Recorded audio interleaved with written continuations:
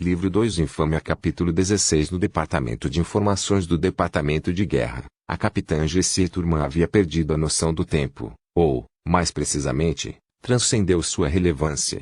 Ele não sabia que horas e que dia era, para ele, havia apenas o presente. Uma autêntica conquista budista, nada mal para um batista.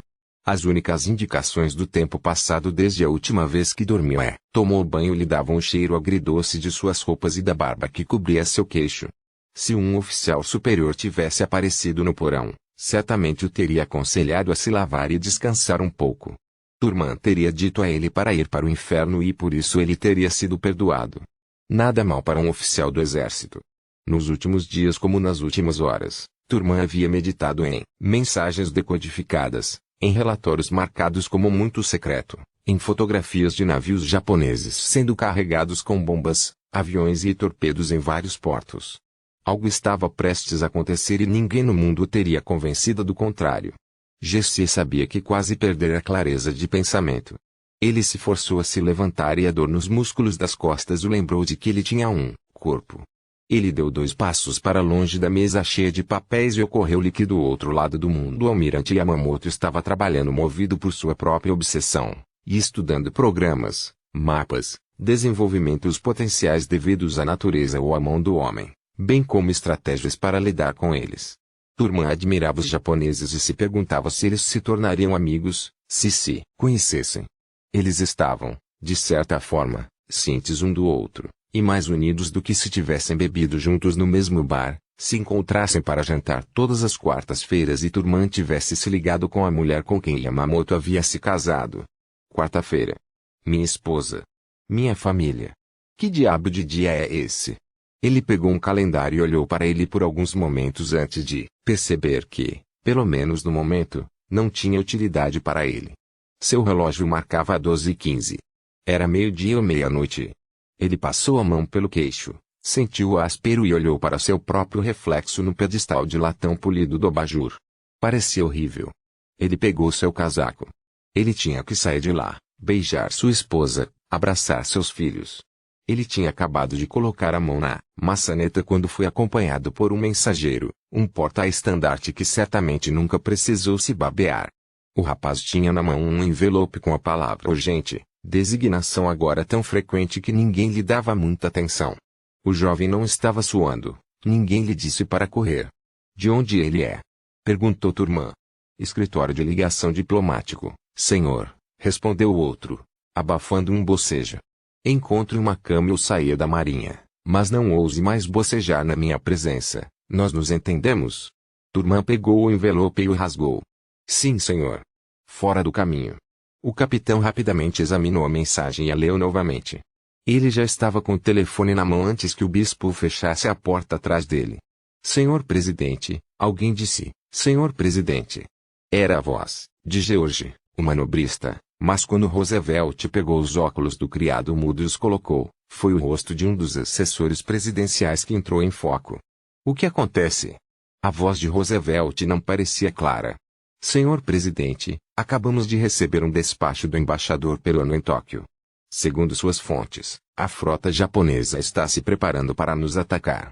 A voz de Roosevelt era mais clara do que seus pensamentos.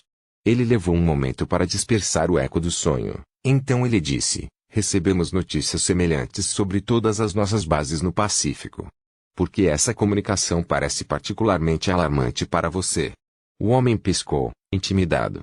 Tirado de um sono inquieto, 2 perguntas de Roosevelt foram suficientes para colocá-lo na defensiva, e agora ele estava procurando uma maneira de desviar toda a responsabilidade de si mesmo. Não. Não é que eu tenha ficado alarmado, senhor presidente, foi o general Marçal que me mandou acordá-la. Ele foi avisado pelo Departamento de Informações do Departamento de Guerra e gostaria de uma reunião com você em 2 horas se estiver disposto a cancelar o café da manhã no Senado por causa da legislação bancária. Roosevelt se apoiou em braços fortes para se sentar, e o garçom ajudou apoiando pelos ombros. O general Marçal disse qual é o objetivo? Aparentemente, o embaixador não tem certeza, respondeu o ajudante, mas ele acha que é Pearl Harbor. Almirantes, Generais e conselheiros civis sentavam-se atrás de Roosevelt e observavam a grande silhueta de sua cabeça desenhada na tela piscando à sua frente. O filme era preto e branco, sem som. Era ainda mais espasmódico do que os primeiros filmes mudos, e mostrava um porto japonês cujas docas estavam quase completamente desertas. Um almirante falou alto para ser ouvido acima do zumbido do projetor. O filme foi filmado por nosso oficial de inteligência em Tóquio e confirma o fato de que a frota japonesa partiu para algum lugar. Não conseguimos descobrir qual. A frota observa silêncio de rádio. Pode ser simplesmente manobras, ou pode ser um ataque. Pessoalmente, defendo que o ataque é inevitável. O problema é, onde e quando. O filme se desenrolou completamente e sua extremidade livre se encaixou no carretel quando as luzes voltaram. Todos piscaram. Ninguém tinha dormido o suficiente naquela noite. O almirante aproximou-se de um cavalete no qual havia um mapa da área coberta pelos aviões de reconhecimento que partiam de todas as bases americanas no Pacífico. O oficial era fã de briefings militares e adorava materiais visuais. Nossos aviões se movem ao longo de vetores cada vez maiores, mas sem sucesso. Ele parou por um momento para dar tempo ao presidente de ler o gráfico, que era muito simples, e começou a desenrolar um segundo. Enviamos navios para as seguintes áreas. Roosevelt estava farto. 2 porta-aviões japoneses simplesmente desapareceram e não conseguimos encontrá-los, certo? Sim, senhor presidente Sei que a Marinha está fazendo o melhor que pode, almirante. Vamos tentar prosseguir. Diga-me onde você acha que eles estão. Sim, senhor presidente. O almirante dispensou os 3 gráficos seguintes, como se estivesse aborrecido com aqueles que os prepararam, e encontrou um grande mapa topográfico do Oceano Pacífico. As melhores rotas para ventos e correntes são entre a América e o Extremo Oriente. Ele apontou para eles com uma varinha. Muito mais alta é a rota norte, entre o Canadá e a Rússia. Entre esses 2 está o que chamamos de Mar Vazio. Em vez dos japoneses, enviaria uma força-tarefa para cá. Toda a Ásia poderia estar escondida no Mar Vazio, e ninguém perceberia. Então eles podem pular e atacar. Onde? Esse é o problema, senhor. O último relatório de inteligência fala sobre o Havaí, mas, como você sabe, fomos alertados sobre todos os alvos possíveis, e a verdade é que a partir do Mar Vazio os japoneses poderiam atacar praticamente qualquer lugar. As Filipinas, Bornéu, Guam. Ele percebeu que Roosevelt estava perdendo a paciência. O capitão Turman se concentrou neste problema e tem algo a nos dizer. Todos se voltaram para Turman. O almirante apressou-se a sentar-se. O capitão não perdeu tempo. Nossa equipe de criptologia decodificou recentemente os códigos de vento japoneses, que são usados para comunicações militares de alto nível. Ele começou. Há algum tempo desenvolvemos várias teorias e a mensagem que nos foi enviada pelo embaixador peruano confirma nossas suspeitas. Acredito que o ataque será em Pearl Harbor. Existe alguma evidência? Um dos generais perguntou. Se eu tivesse algum, já estaríamos em guerra, senhor, respondeu Turman. O general fechou a boca e o vice-almirante, que parecia intrigado com a inclusão de Turman em seu esquadrão, desviou o olhar. Não havia dúvida de que ele era um homem brilhante, mas era igualmente óbvio que a diplomacia não estava entre suas qualidades. Que evidência você tem, então? O general perseverou. Turman sabia que estava em terreno perigoso. Como explicar o instinto a um homem com os pés firmemente plantados no chão? Ele procurou os olhos do general. Nossos decodificadores são incapazes de traduzir certas palavras e emaranharam algumas frases. Então, para decifrar os textos, somos obrigados a interpretar. Interprete, repetiu o general. Isso seria adivinhar. Eles usam a intuição de pessoas bem informadas. Começou o almirante. Obrigado, mas o general está certo, Turman interrompeu. Nós achamos um pouco de arrepios, um arrepio na espinha. A gente não descuida de nada, porque é preciso sair das coisas para realmente vê-las. E o que vejo é um ataque a Pearl Harbor. E o pior que pode acontecer. Um ataque aqui poderia assumir nossa frota no Pacífico. Então você gostaria que mobilizássemos forças no Pacífico, ao custo de milhões de dólares, só porque você tem uma sensação estranha? Não, senhor. Meu trabalho é interpretar informações. A tarefa de tomar decisões difíceis com base em informações incompletas é toda sua. Só então todos perceberam que Roosevelt ouvira a conversa sem interferir. Eles ficaram em silêncio, mas o presidente não fez sinal de querer falar. Por fim, o almirante disse: neste caso, forneça-nos melhores informações que possam nos ajudar a tomar as decisões certas, capitão. Sim, senhor, respondeu Thurman. Ele teria sido rápido em jurar que tinha visto Roosevelt acenar com a cabeça, se para dispensar o almirante ou aprovar suas palavras, ele não poderia ter dito isso. Mais tarde, ele nem mesmo tinha certeza que o presidente havia concordado. Mas ele tinha certeza de que tinha ouvido. As duas forças navais de Yamamoto se encontraram em mar aberto conforme planejado. Com ordens para observar o silêncio do rádio, eles se prepararam para o ataque ao Havaí. Yamamoto estava no convés da capitânia quando os sinalizadores pediram aos navios que confirmassem que tudo estava indo conforme planejado.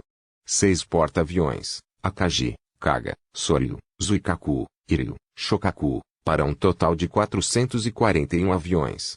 Além disso, o general colocou 2 navios de guerra, 9 destroyers, 3 cruzadores. Uma verdadeira frota de proteção, embora Yamamoto estivesse certo de que não encontraria um único navio pelo caminho. Porque eles estavam no mar vazio. Nesse ponto, o Departamento de Guerra dos Estados Unidos estava certo. Havia 96 navios americanos em Pearl Harbor. 8 navios de guerra, todos com nomes de estados: Arizona, Califórnia, Maryland, Nevada, Oklahoma, Pensilvânia, Tennessee, Virgínia Ocidental. 8 cruzadores, 2 leves e 2 pesados, com nomes de cidades: New Orleans, São Francisco, St. Louis, Helena, Raleigh, Detroit, Honolulu, Phoenix. 35 contratorpedeiros, com nomes de marinheiros famosos, 4 submarinos, que tinham nomes de animais marinhos. E caça-minas, navios de apoio e hidroaviões, navios-alvo. Nos trilhos ao redor do porto, havia combatentes P-40, P-36, P-26, F-4. E depois, bombardeiros, SBDs, bombardeiros leves B-17 e A-20 e bombardeiros B-18. Aeronaves de reconhecimento e apoio PBY e mais munição, combustível e peças de reposição e depósitos que abrigavam suprimentos necessários para o funcionamento de uma força militar dessa magnitude uma vez em ação. Só que em ação ela não estava nada, mas estava calma e ainda no sol havaiano. Foi nesse material de apoio que Yamamoto se interessou, e principalmente nos porta-aviões, o Lexington, o Saratoga e o Enterprise. Eles estavam baseados em Pearl Harbor, mas o almirante japonês não tinha como saber se eles estariam lá no momento do ataque. Não havia dúvida, porém, da presença humana. Milhares de marinheiros, soldados e civis, homens, mulheres e crianças. Yamamoto teria visado apenas instalações militares, mas não havia esquecido a frase shakespeariana: criei o caos. E solte os cães de guerra. O ataque teria custado muitas vidas. Nos próximos meses e anos, muitos americanos pensariam em Yamamoto como um assassino sanguinário. Muitos dos senhores da guerra que dominaram o Japão, no entanto, não o consideravam impiedoso o suficiente. Como estrategista, Yamamoto havia sido treinado para se concentrar em eliminar as máquinas de guerra do inimigo, e era isso que ele estava prestes a fazer. Ele sabia que haveria mortes. Quantos, e como ele lidaria com seu desaparecimento, era uma questão que ele, como qualquer outro ser humano em sua situação, só podia delegar aos deuses.